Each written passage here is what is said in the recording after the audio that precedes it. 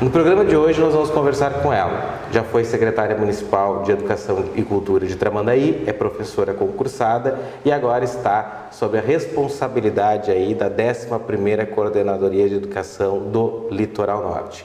A nossa entrevistada que fica frente a frente com a gente hoje é a professora Liane Freitas. Tudo bem, professora? Tudo bem, Wagner.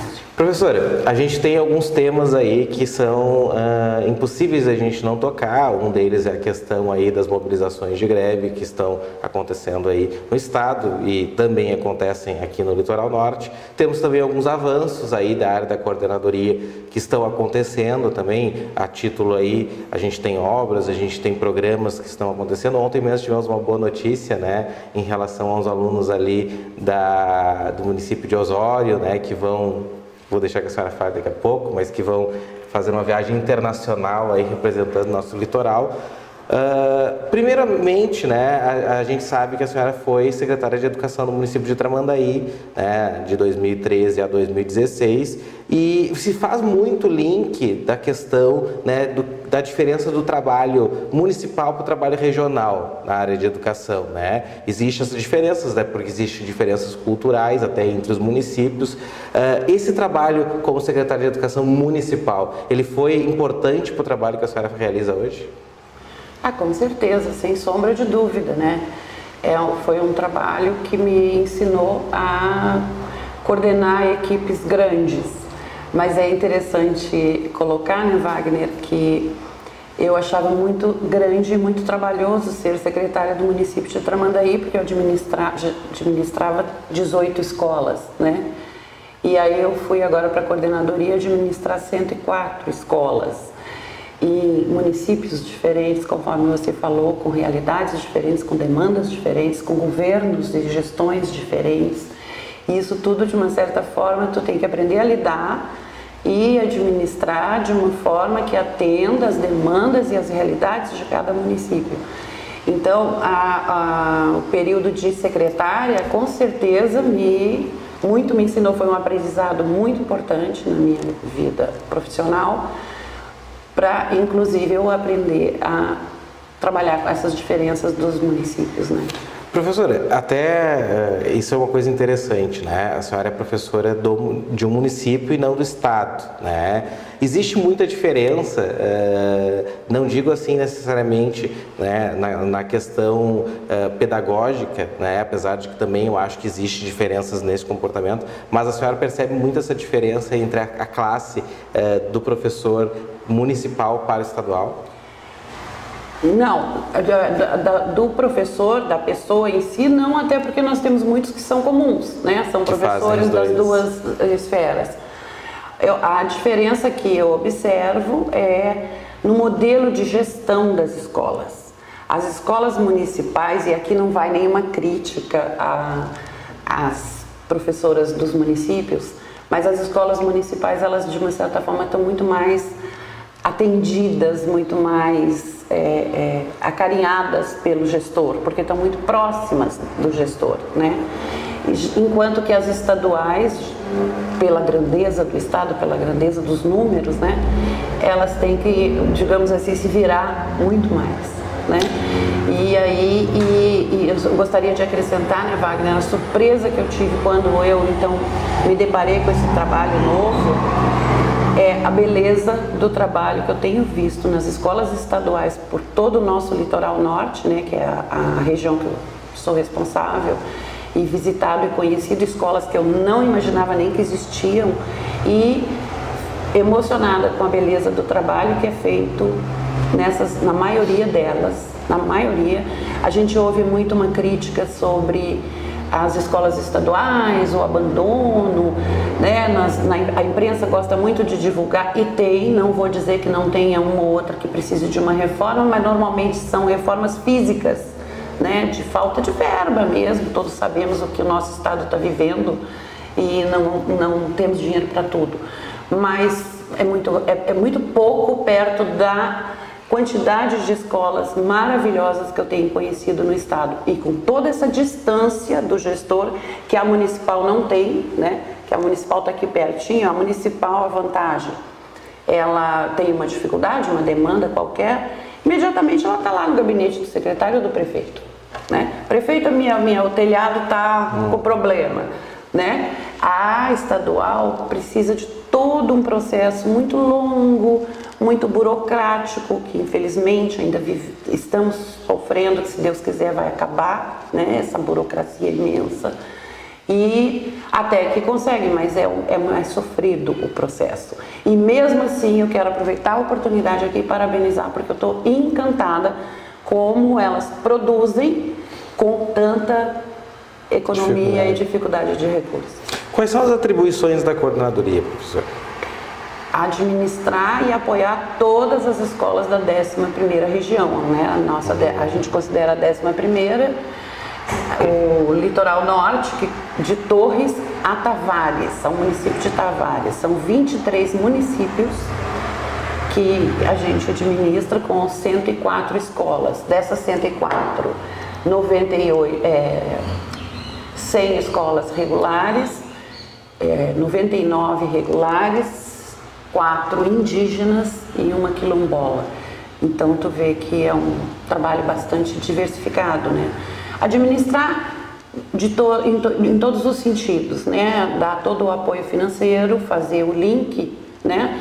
A professora Yara Wortmann, que é a nossa secretária adjunta de educação, ela costuma dizer, as CREs, as coordenadorias, na verdade, são um braço da SEDUC, da Secretaria Estadual de Educação.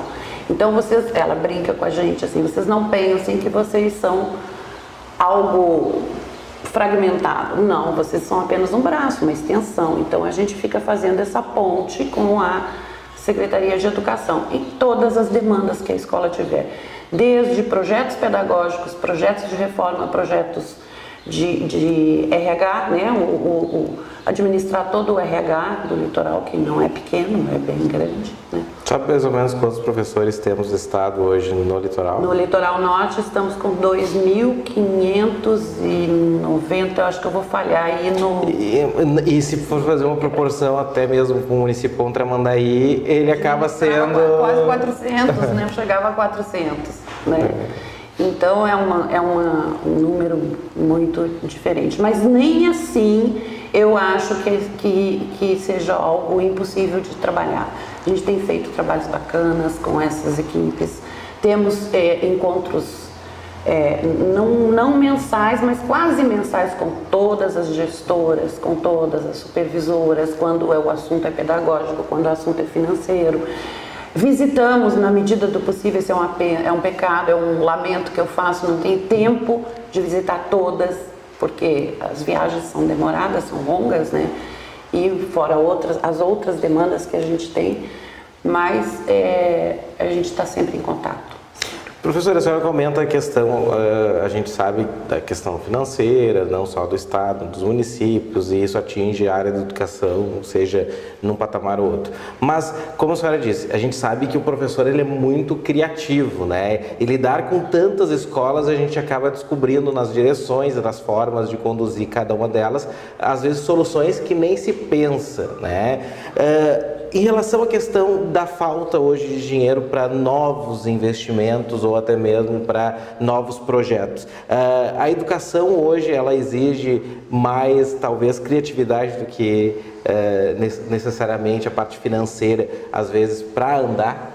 Com certeza, esse é o ponto que eu já vinha falando, que eu vejo escolas com poucos recursos, distantes, afastadas dos centros, né, as rurais, por exemplo, e fazendo trabalhos magníficos pedagógicos, trabalhos com a comunidade, a manutenção, uma coisa que eu tenho aprendido muito aqui, Wagner, é como é importante a comunidade, esse vínculo da comunidade com a escola, que aliás é uma das propostas do atual governo, né, inclusive ele lançou recentemente um projeto para a escola mais vinculada à comunidade, a comunidade dentro da escola, ajudando e participando. E o que eu tenho observado é que toda escola que tem que está linkada efetivamente com a comunidade, que tem uma participação efetiva com a comunidade, são as que estão tendo melhores resultados em todos os sentidos. Então, essa é a ideia, Vamos buscar alternativas, vamos criar, porque aquele tempo de sentar e esperar que o recurso venha na mão, farto, gordo, que a gente possa fazer tudo, já passou, né? Esse tempo, infelizmente, não existe mais e não se sabe quando ele voltará. E com essas duas experiências, assim, né, a municipal e a estadual, hoje, o que tu pode dizer, né, nesse curto espaço de tempo, porque entre uma e outra foi curto, qual a principal lição que a senhora, como professora, já pode tirar e que vem aprendendo com a educação nesse meio de administrar tantos professores e, ao mesmo tempo, sendo uma colega? Eu acho que a lição eu já tinha uma intuição, mas eu não tinha certeza. E com essas duas visões, que agora eu acho que eu tenho a visão quase que total, né? Porque eu tive a municipal e agora estou tendo a estadual, e tenho também da privada, porque eu passei num momento da minha vida, também trabalhei na escola privada, então eu acho que agora eu confirmei a minha intuição. Wagner, em educação, só basta querer. Basta querer. Não estou negando aqui a necessidade, a importância dos recursos, eles são fundamentais. Precisamos ter um prédio em boas condições, uma merenda deliciosa, farta, precisamos ter material didático, recursos humanos, um bom professor, um bom ajudante, enfim. Mas se não tiver o desejo e o querer, você pode injetar o recurso máximo e você não vai ter resultados. Então isso eu aprendi. Recentemente, não sei se nós temos tempo para eu contar rapidamente aqui, eu assisti uma fala de uma secretária de educação de um município do interior de Pernambuco, se eu não me engano, município pequeno, do tamanho de Tramandaí, mais ou menos, 40, 50 mil habitantes, e ela foi o município que teve o maior índice do último IDEB. Então todo o Brasil ficou muito curioso, o município, o que ela conseguiu, como que aquele município conseguiu ter os melhores IDEBs. Então ela veio contar para nós. Eu assisti lá em Santo Antônio, num fórum da faculdade que tem lá, e ela contando, e eu muito curiosa. Quando ela terminou de falar, eu pensei assim, gente, mas tudo que ela disse a gente sabe, né?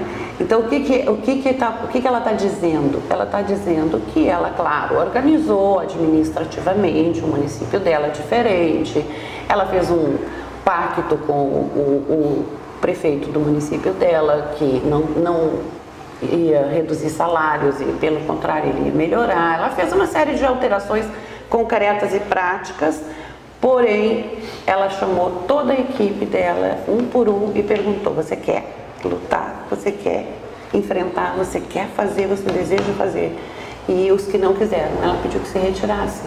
Então, assim, a equipe abraçou a educação do município dela e o resultado foi um dos melhores do Brasil. Foi o querer fazer, foi o empenho, o investimento. E essa experiência de ver o município, o municipal e o estadual está confirmando isso, né? Eu repito, a surpresa que eu tive com as escolas estaduais, que com pouco recurso, a beleza do trabalho que elas fazem, confirma isso, né? Então é o querer. O querer te faz ser criativo, o querer te faz buscar ajuda, apoio, recurso, o querer te faz trabalhar com ânimo e com certeza os resultados serão sempre os melhores. No convívio com os professores, a gente vê muitas notícias hoje em dia sobre a questão de que existe aí, hoje dentro das escolas, às vezes, e cada vez mais fortemente, né, a questão, eu não usaria a palavra desrespeito, mas até mesmo a agressividade, né, recorrente de alunos com os professores. Aqui no Litoral Norte é diferente ou ainda tem também esses reflexos de uma adolescência, de uma juventude que ainda está perdendo um pouco dos valores da educação? Não é diferente do que qualquer outra região. A gente tem que considerar dois pontos, né, no meu entender. O adolescente, que é mesmo uma característica do adolescente, né, de estar em ebulição, entrando no mundo dos valores e das ideias do adulto, e isso gera realmente uma tempestade emocional, e ele normalmente vai ser aquele questionador ou o mais rebelde, enfim. Então isso já é característico típico da idade, do momento que eles estão vivendo. E mais as questões sociais, que não dá pra gente negar que elas de alguma forma também participam dessa questão, né, interferem no dia a dia, né? Então o adolescente que está mal situado economicamente, né, que está vivendo numa zona de criminalidade, está vivendo numa zona de perigo, numa zona de carência e de necessidades, com certeza será mais agressivo, mais rebelde. Então, juntando esses dois fatores, não dá para negar que a questão acontece sim, acontece aqui como em qualquer outra parte do país. E isso não vem desmotivando um pouco a classe ou o interesse em buscar a profissão? Pode ser. Essa pergunta eu até acho que eu ainda não tenho a resposta. Eu acho que pode ser um dos fatores, sim, né? Agora, não sei, eu não entendo muito bem essa desmotivação, porque só vou te contar um fato interessante, e já ir entrando na questão salarial do nosso estado, né? Que eu sei que já você vai tocar nessa questão.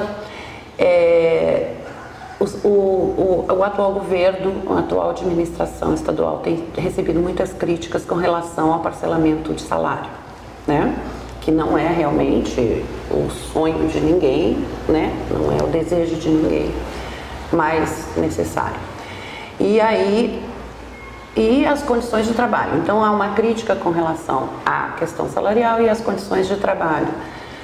E há uns 2 meses atrás, nós abrimos ali na 11ª, assim como foi feito em todas as coordenadorias do estado, a inscrição para a seleção para professores em algumas áreas onde o banco, porque funciona assim, a gente tem um banco de selecionados, porque a gente sempre tem que estar com esse banco em dia, porque pode ter uma emergência, um professor que se exonera, um professor que adoeceu, enfim, seja qual for o motivo, tu não pode deixar a sala de aula sem aluno.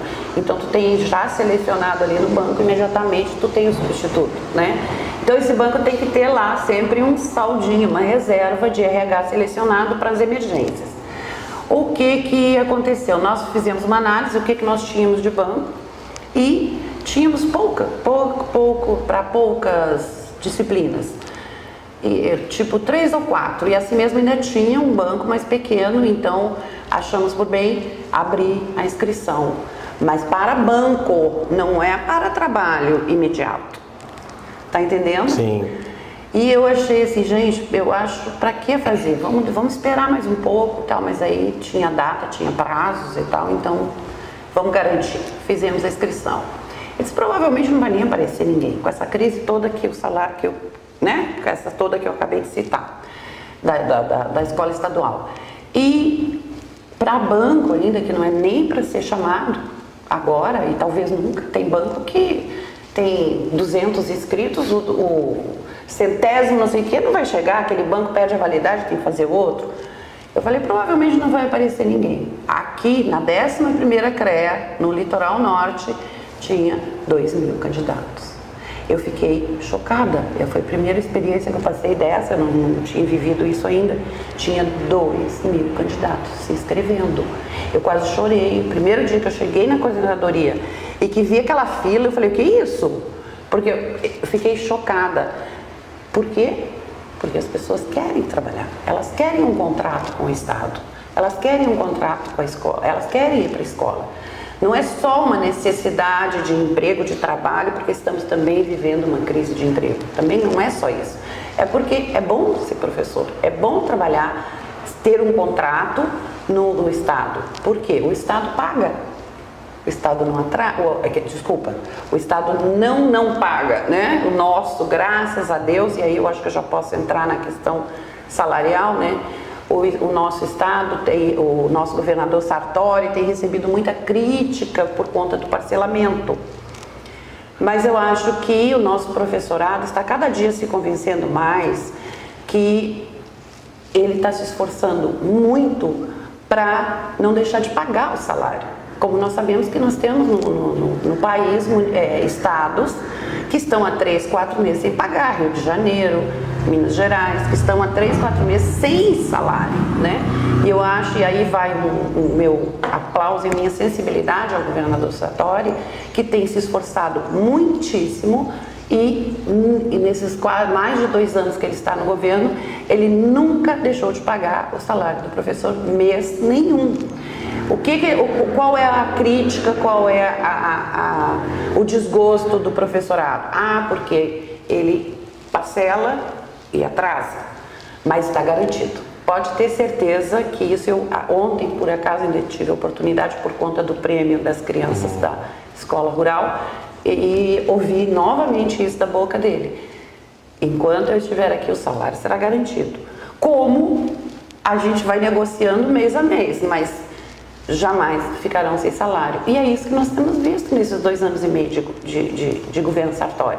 É o salário pago integralmente. Nada ficou para trás.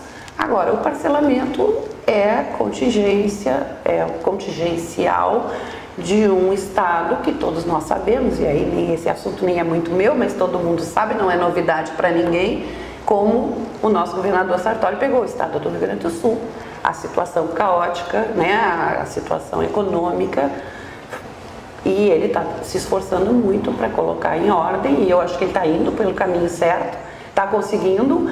Só para você ter uma ideia, na questão salarial do professorado, eu falo com mais certeza e intimidade, mas eu acho que foi do funcionalismo como um todo, no último mês, ele já fez a partir de um acordo feito com categorias, com sindicatos de categorias, e o CPERS é o nosso, e foi uma demanda, uma solicitação que ele atendeu do CPERS, pagar primeiro, integralmente, todos os menores salários. E ele fez. Ele pagou no dia 30, todos até 2.000 e alguma coisa. Então, quem recebia até esse valor não teve parcelamento. E imediatamente após, então, ele começou a pagar os salários maiores.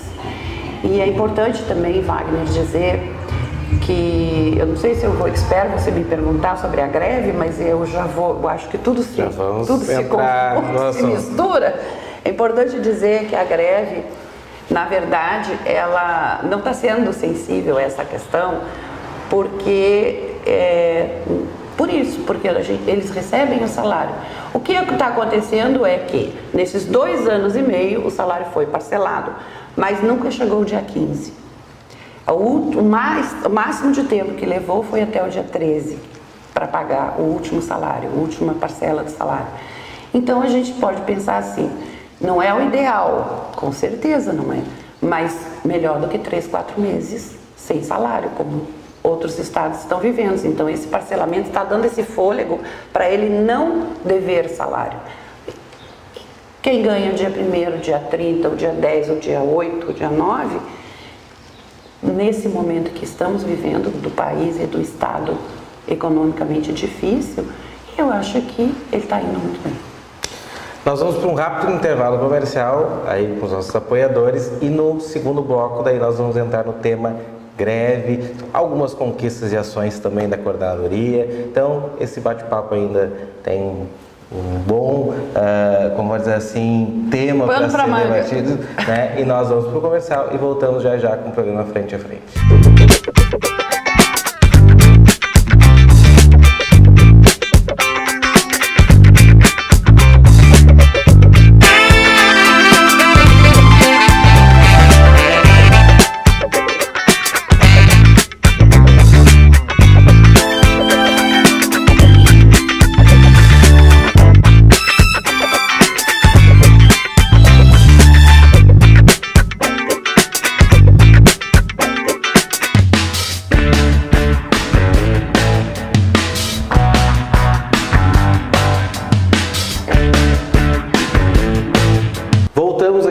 Frente a Frente, estamos ao lado da professora Eliane Freitas, que é a nossa coordenadora regional da 11ª do Estado, né?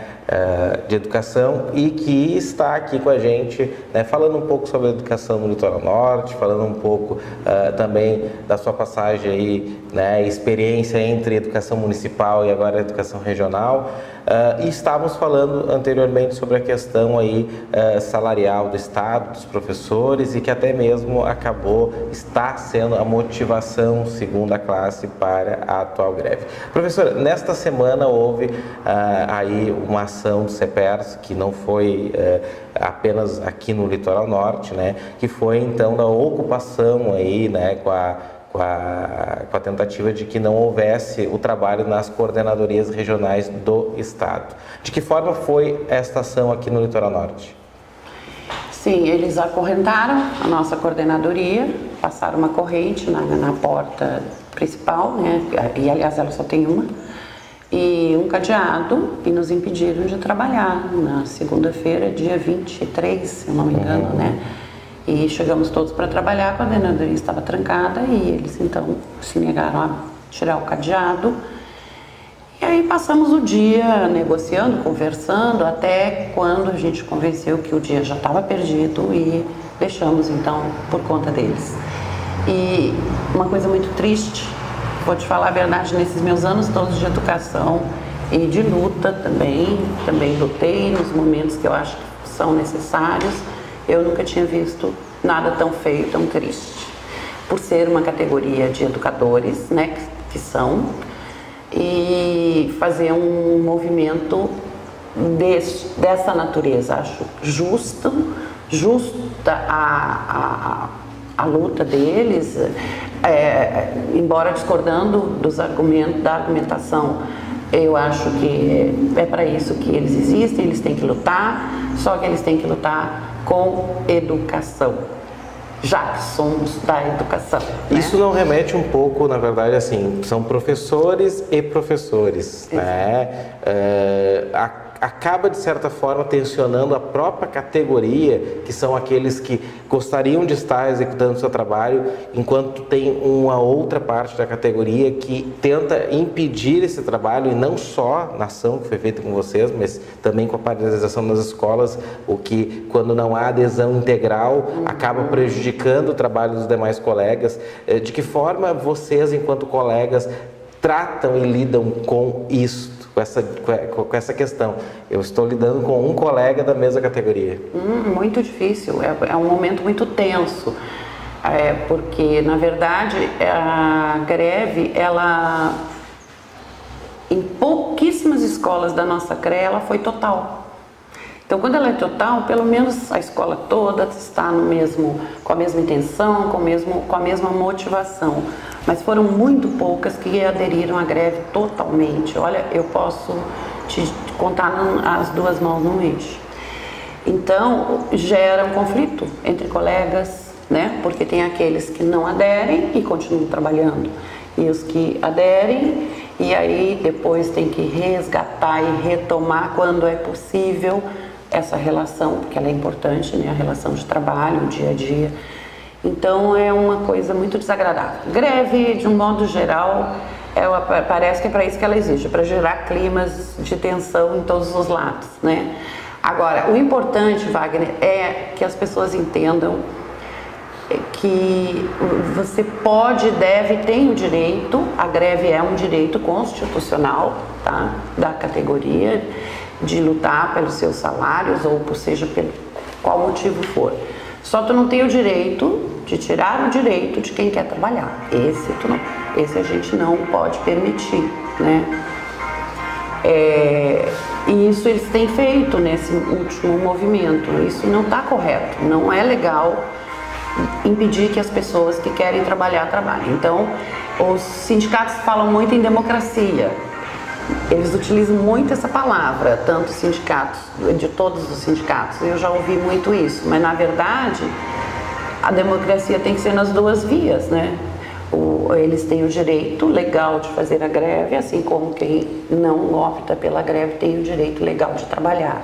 Então essa medida deles de segunda-feira foi completamente equivocada na medida em que eles estavam impedindo o direito das pessoas. Uma das justificativas para essa ação nas CREAs, segundo reportagens e algumas conversas que eu tive até com membros da categoria grevista, foi a ação que se percebeu, né, eu até acho que não foi uma ação pensada daqui a pouco pelo Estado, pelas coordenadorias, que foi a migração de alunos para instituições que não estavam em paralisação, em detrimento daqui a pouco de tentar ajudá-los para que concluíssem os seus anos letivos, né? Essa ação, ela foi pensada ou ela foi uma procura efetivamente dos pais, dos alunos, para que pudessem terminar o ano? Tem os dois pontos, as duas avaliações. Foi sim, na verdade, na quinta-feira passada, não lembro os dias mais. Na quinta-feira, o secretário de Educação, Ronald, nos passou essa orientação, inclusive chamou a imprensa, falou na imprensa, para que a gente atenda aqueles pais que querem que seus alunos concluam principalmente o 9º ano do ensino fundamental e o 3º do médio, para que esses pais que têm o desejo de trocar de escola, que a gente atendesse imediatamente a transferência para uma escola que não está em greve.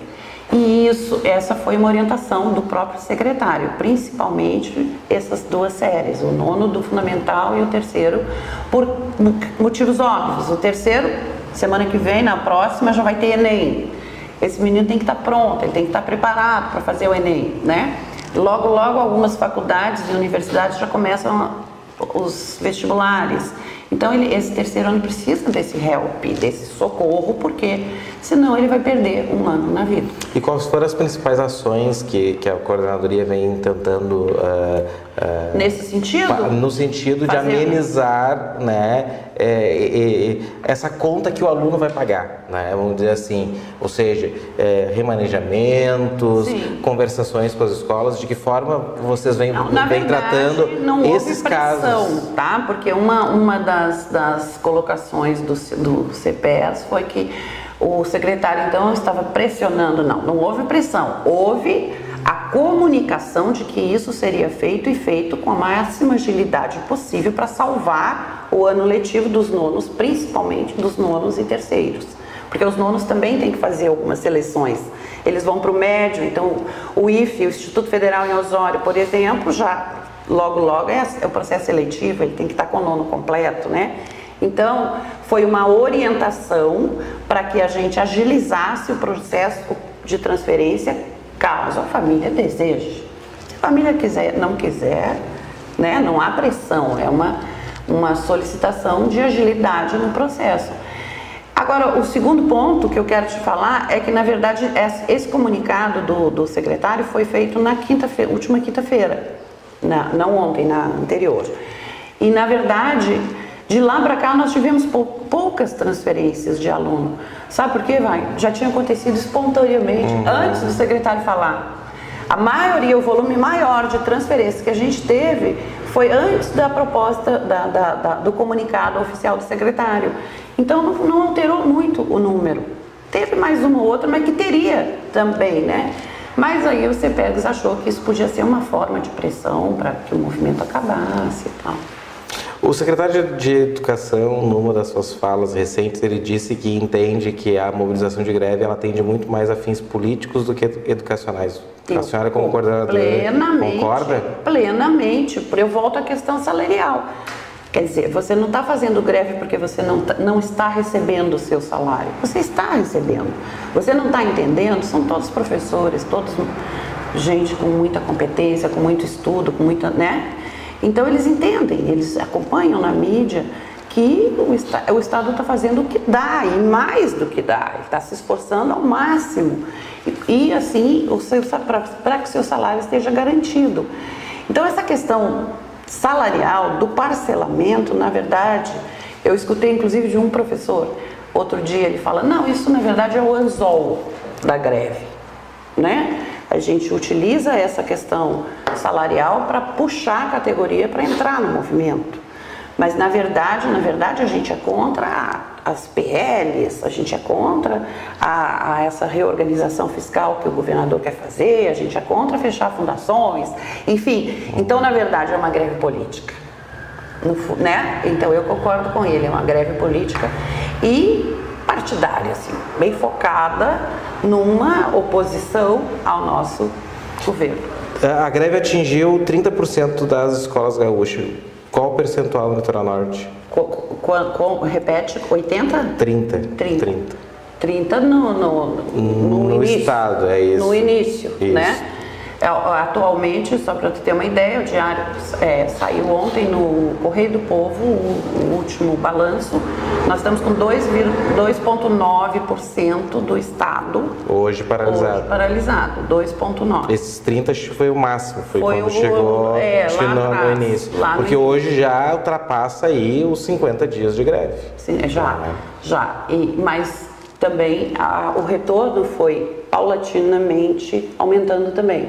Então nós estamos na nossa CRE, por exemplo, na 11ª, nós estamos com menos de 10% dos professores em greve. A maioria estão voltando e eu acho que segunda-feira esse dado vai ser bem menor, porque eu já tive notícias de escolas que estavam com a maioria em greve e já anunciaram, já combinaram o retorno e já estão... Mas ainda assim há a possibilidade de esse período que houve paralisação interferir no final de ano dessas escolas, até mesmo porque nós temos uma realidade aqui que é a questão do litoral norte, né? Nós temos, além da questão Enem, da questão vestibular, temos a questão emprego, né? Muitos alunos do ensino médio, sejam eles os que estão concluindo, mas os que estão em primeiro e segundo ano, procuram a demanda de emprego do veraneio e que acabarão atingidos, né, por essa extensão daqui a pouco, no início de janeiro, né, de recuperação de aulas. De que forma vocês acham que vão conseguir contornar e diminuir esse desgaste para o ano de 2018? E para que esse aluno que precisa sair mais cedo para trabalhar não perca o ano letivo, né? Então, uma das medidas já é essa mesma, da agilidade nas transferências para que ele possa procurar imediatamente uma escola para terminar o seu ano letivo. E a outra vai ser com relação à reposição do calendário, porque as escolas estão retornando, os professores estão retornando e estamos montando os calendários de reposição. E a primeira orientação do secretário foi a seguinte: que a escola trabalhe no sábado, que ela ainda tiver no sábado disponível, porque já tinha alguns que já estavam no calendário como letivos, então esses nem poderão ser usados, portanto teremos poucos sábados, né? E que a gente consiga fazer a reposição até 14 de janeiro, então seria ali a data para encerrar.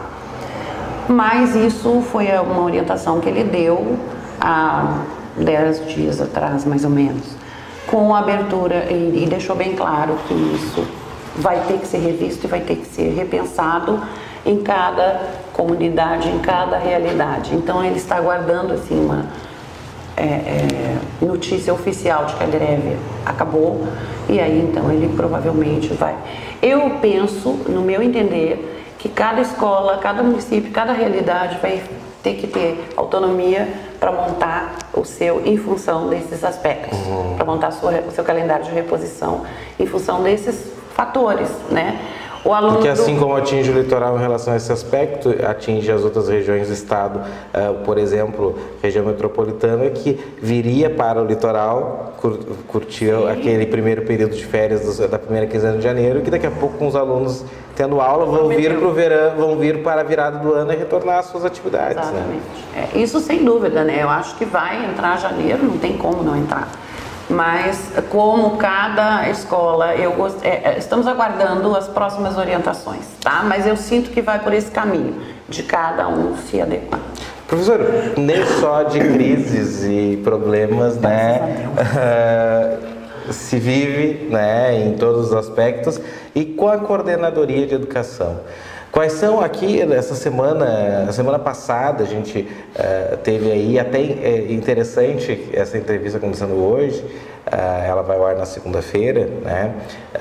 Nós tivemos um anúncio aí do edital de obra aí da quadra coberta da Escola Barão, e eu inicio essa fala para que abrir a possibilidade que você fale de outras ações da coordenadoria, né? Mas é interessante assim, a questão de que ontem eu mesmo publiquei esta notícia e a gente viu, de certa forma, entende-se que não é uma forma de crítica, mas de alunos de outras escolas do estado que, ao ver uma notícia positiva para uma escola que não é a sua, cobrar para a sua. Dou um exemplo, quando a gente sabe o quantos anos eu fui aluno da Escola Barão, e na época que eu era aluno da Escola Barão, lá da 5ª série, já se falava em quadra coberta, ou seja, nós estamos falando, eu estou com 32 anos de idade, então, né? Então, professor, a gente fala assim, é uma busca de muitos anos, mas ao mesmo tempo, eu tive alunos da Escola Nossa Senhora, alunos da Escola Assis Brasil,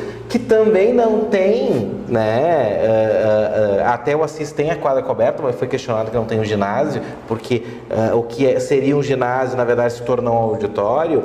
Mas eu acho interessante, até parabenizei os alunos, né, que se pronunciaram, se manifestaram na minha postagem, porque eu acho que isso mostra o senso comum de coletividade, né? Que às vezes a gente pensa que o aluno vai para lá, ele não se importa de não ter uma quadra, não se importa de... Não, o aluno se importa e quer que a sua escola também tenha. Ao fim do diálogo com esses alunos, até eles disseram que entendem a conquista e tal, mas que também gostariam que as suas escolas fossem, né, contempladas futuramente, assim por diante, mesmo que lá não estejam, né?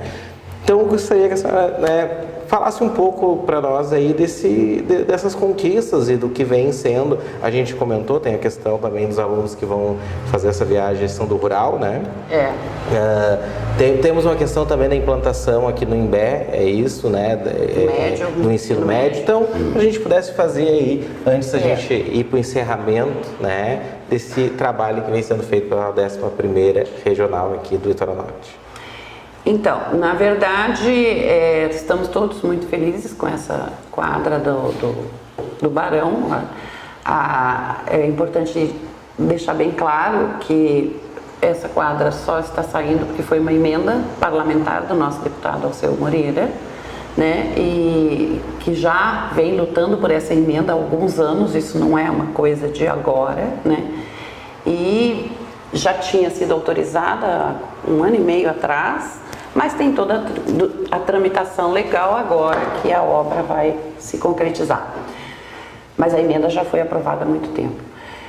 E assim espera-se que eles continuem buscando emendas e trazendo verbas para que as outras são tão merecedoras quanto, né? Não tem privilégio nem por parte nossa, nem de quem escolheu a emenda. Mas, na verdade, não tem verba para tudo, a gente sabe, não é? O momento da crise que o país vive, que o Estado vive. Então, agora, se já era difícil antes, agora nós vamos ter que esperar um pouquinho mais para as outras, né? Mas eu insisto nesse projeto do governador Sartori, da participação da comunidade na escola, sabe? Esse vínculo pode fazer muito pelas escolas. Então, quando a comunidade, os prefeitos, as prefeituras, os municípios abraçam junto essa causa e todos juntos conseguem. Então, essa é uma filosofia que vai ser implantada daqui para frente. Um projeto novo, uma ideia nova, que eu acho que é o que todos um dia vão entender, que todos juntos conseguem muito mais do que ficar esperando do poder público tudo sentado, né? Então, vamos continuar lutando, e se vier do público, melhor também, de onde vier, vai ser bom. Então, isso é uma notícia realmente muito boa.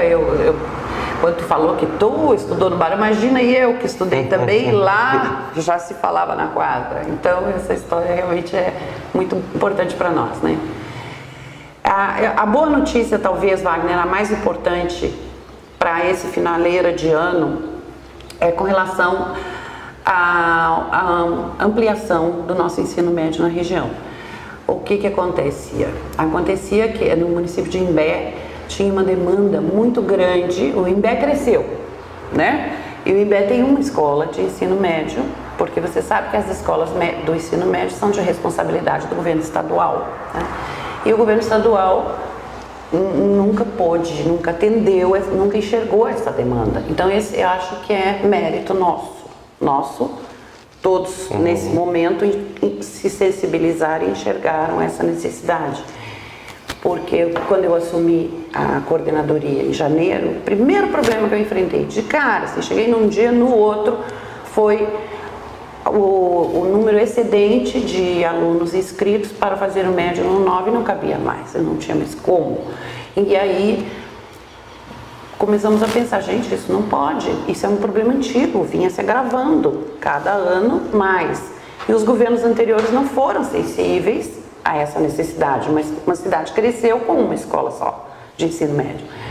E aí levamos a questão para a nossa secretaria, para o nosso governo, e ele foi sensível, e bastante sensível, que foi rápido, porque na verdade você construir ou transformar uma escola em médio é um processo que demanda muito tempo. Eu lembro que as pessoas que trabalham já na coordenadoria há mais tempo, quando eu iniciei o processo, elas disseram assim, não espera para 2019, porque o trâmite burocrático é muito longo, muito grande, porque além de você ter que montar um projeto com muitas especificidades, com muitas exigências, aí você manda para o Conselho Estadual de Educação e o Conselho tem que aprovar. E isso demora às vezes 1 ano, 2 anos. E o nosso, em meses, foi aprovado pelo Conselho. Então eu quero até aproveitar a oportunidade aqui, agradecer às pessoas todas que participaram desse projeto e que são responsáveis por ele. Que na verdade o nosso deputado Gabriel Souza, eu não podia deixar de falar. E aqui eu quero fazer um parêntese e dizer à comunidade que às vezes a gente lê nas redes sociais aí, né, que o deputado tal, só porque é daqui, só porque não sei o quê. Como é importante ter um deputado da nossa região. Sem querer desprestigiar as outras regiões e os outros deputados, que todos são importantes, mas como é bom ter um deputado que é da nossa região, porque ele conhece a região, ele sabe a necessidade, ele vivenciou essa necessidade. Então não foi difícil convencer o deputado Gabriel Souza a nos ajudar nessa causa, não foi difícil, a causa era dele também, né? Igual você entende muito bem a situação de Tramandaí, então não é difícil te convencer a ajudar Tramandaí, né? Então, eu quero agradecer muitíssimo, porque depois, assim que a medida foi aprovada, que o Conselho aprovou o novo ensino médio no INBE, as pessoas diziam assim, não acredito, já aprovou. Aí eu disse, bom, essa é a vantagem da gente ter deputados na região, né? O Alceu em Osório, trazendo a quadra para o Barão, o Gabriel agilizando com o secretário, porque ele foi. Então, as pessoas têm que sempre se lembrar disso. Então, agradeço a eles, mas agradeço também, quero fazer um grande agradecimento à prefeitura do INBE, ao prefeito do INBE, ao vice-prefeito do INBE. Eles ajudaram muito também, porque é essa coisa que eu estou te falando, todos abraçaram, todos, cada um deu a sua contribuição com o que tinha e com o que podia. Então, na verdade, nós estamos construindo, a gente não está inaugurando uma escola nova, a gente está transformando, chama-se um processo de transformação. Estamos transformando uma que era fundamental numa de médio. Então, ela vai ser fundamental e médio. Isso é importante a comunidade ouvir, Wagner, porque já lá atrás já se espalhou um boato que a escola Reinaldo Vacari no INBE vai fechar, vão acabar com a escola. Não vai acabar, o governador Sartori não quer fechar escola nenhuma, ele quer abrir. Então isso não existe. Na verdade, o que acontece é a escola Reinaldo Vacari vai se transformar numa escola de ensino fundamental e médio. Então a comunidade do Santa Terezinha, né? Isso. Pode ficar bem tranquila que a escola Reinaldo Vacari vai só melhorar. E nessa melhora, nesse processo de transformação de fundamental em fundamental e médio, precisava de algumas exigências que o Conselho Estadual exige para poder credenciá-la e dar autorização. E são muitas as exigências, o conselho é bem exigente, então tem que ter laboratório com as medidas específicas, com os equipamentos, biblioteca com um determinado volume de exemplares e um determinado conteúdo de literatura, quadra com uma especificidade tal, enfim, coisas que a estrutura que a escola Reinaldo do Vaccari realmente não tinha. Então essa transformação precisou ser feita. E aí, onde eu repito a importância das parcerias. Cada um contribuiu com o que pôde e é aí que eu quero agradecer muito à Prefeitura do Imbé. O prefeito Pierre abraçou essa causa porque ele entendeu também que ele sofria essa necessidade. Tem ajudado muito com parte física, então o laboratório, por exemplo, tinha o espaço, mas era pequeno, não estava dentro das medidas exigidas. Aí o prefeito cedeu material, mão de obra, enfim. Quero também fazer um agradecimento e parabenizar a atual diretora Lenice, que é apaixonada por essa causa, era um sonho dela, era um sonho daquela comunidade, porque a Escola Reinaldo Vaccari, 9 de maio, ela fica aqui no começo do Imbé, começo que eu falo de Tramandaí, daqui para lá, né? Então as crianças lá da outra ponta tinham que viajar para cá quando conseguia a vaga, porque a escola estava sempre com problemas de sobrecarga. Então agora, e a Reinaldo Vaccari é lá em Santa Terezinha, então agora eles não vão precisar tanto dessa viagem longa. Então as famílias dos 9º anos do Reinaldo Vaccari e das escolas municipais do Imbé, daquela ponta, estão muito felizes com essa notícia, porque essas crianças vão poder ficar na sua região, não precisa desse deslocamento tão longo, né? Então a diretora Lenise sentiu, a diretora lá já há algum tempo, ela sentiu essa necessidade, esse desejo da comunidade e abraçou também a causa e também tem feito muitos sacrifícios e muitos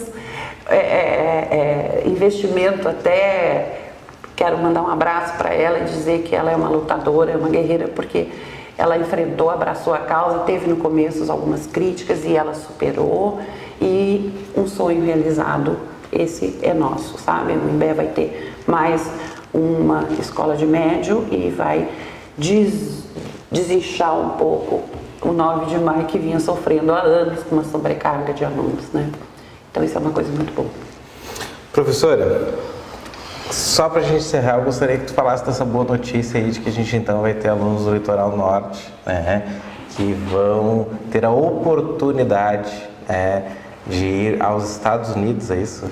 Então, vamos lutar agora para ver se eles vão ter o convite, e a inscrição foi feita. Agora precisamos trabalhar até junho do ano que vem para... Mas eu gostaria que você explicasse o porquê deste convite e por que ganharam, né? Exatamente. Então, eles participaram de uma feira em Santa Catarina, uma feira de ciências, e levaram os trabalhos, vários, né, de várias escolas técnicas, uma feira do ensino médio técnico, e levaram os trabalhos a apresentar, e lá tinha um concurso dos melhores, uma escolha dos melhores trabalhos. E os alunos da escola rural, esse grupinho, essa turminha, fez um trabalho sobre geociência. Eu não domino muito, mas até já estou entendendo, porque eu fiquei encantada com o trabalho deles. E o trabalho deles foi premiado nessa feira, tirou o primeiro lugar. E um dos prêmios era uma inscrição para participar de uma feira em Nova York, nos Estados Unidos. E a inscrição garantida, enfim. O que nos orgulhou muito por ser alunos da escola rural de Osório, né? Na verdade, os meninos, um é de Palmares do Sul, o outro é de Mostardas, e o terceiro acho que é de Osório. Esse é o grupo vencedor. Então eles estão muito felizes, nós todos ficamos muito orgulhosos, porque é isso que eu vinha falando antes, né, Wagner? Com toda a crise que estamos vivendo, com todas as dificuldades que estamos vivendo, ainda durante um período de greve, esses meninos participam de uma feira e voltam com um prêmio desse. Foram, inclusive, recebidos ontem pelo governador, parabenizados, porque merecem, né? Foi um grande feito da nossa educação. E aí tem também, não posso deixar de falar, a contribuição do nosso secretário de Educação, da nossa secretária adjunta professora Yara, que se apaixonou pelo projeto e muito esforço fez para a gente conseguir, porque já para levá-los a Santa Catarina já tem um custo, tem um gasto, tem uma demanda toda, que a escola precisou de ajuda. Mas todos abraçaram, o secretário, a professora Yara, o deputado Gabriel ajudou, o deputado Alceu desde o começo, que ele apoiou esse projeto dos meninos e ajudou com o que pôde. Então, graças a todos essas ajudas, eles chegaram lá, venceram. E agora eu já vou deixar aqui em aberto para todos eles e mais. Precisamos de ajuda até junho, porque a feira nos Estados Unidos é em junho. Então, até junho precisamos de ajuda de todos novamente e muito mais, porque agora é nos Estados Unidos, né? Mas isso é uma notícia boa. Professora, quero lhe agradecer, eu acho que mais uma vez esclarecendo, a gente teve na semana retrasada aqui um representante do comando de greve do CEPERS, então eu acho que essa foi uma oportunidade também de se ouvir o outro lado. E para a gente finalizar, eu gostaria que dessem um recado aos professores e aos alunos da 11ª região, para a gente encerrar esse bate-papo. Ok. Na verdade, eu não posso fugir do assunto que é o foco do momento, né? Então, meu recado é que os professores, que eu entendo, o Estado, o nosso governador entende, todo mundo entende a crise e a dificuldade e como está doído a paciência que nós estamos tendo que ter nesse momento para superar essa crise. Então, eu gostaria de pedir aos professores que acreditassem que essa crise vai ser superada, que voltassem às suas aulas, que pensem no maior prejudicado disso tudo, que são essas crianças, as nossas alunos.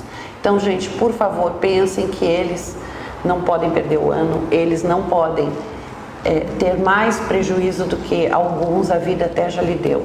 Se sensibilizem e voltem, porque eu confio nesse momento que nós estamos vivendo e as coisas vão melhorar, se Deus quiser. Então tá dado o recado. Obrigado, professora. Obrigado, querido. Bom Obrigado, trabalho e que a gente possa aí, como a senhora disse, terminar esse ano letivo para esses jovens aí e que com certeza a situação dos professores também melhore. Muito então, este foi mais um programa Frente a Frente, como sempre levando informação, levando conhecimento e principalmente para você aquilo que você quer saber sobre os principais temas da nossa região, nosso litoral norte e do que acontece também nas nossas cidades. Então, muito obrigado, fiquem ligados, voltamos semana que vem com mais um programa Frente a Frente, diretamente aqui do Correio do Imbé.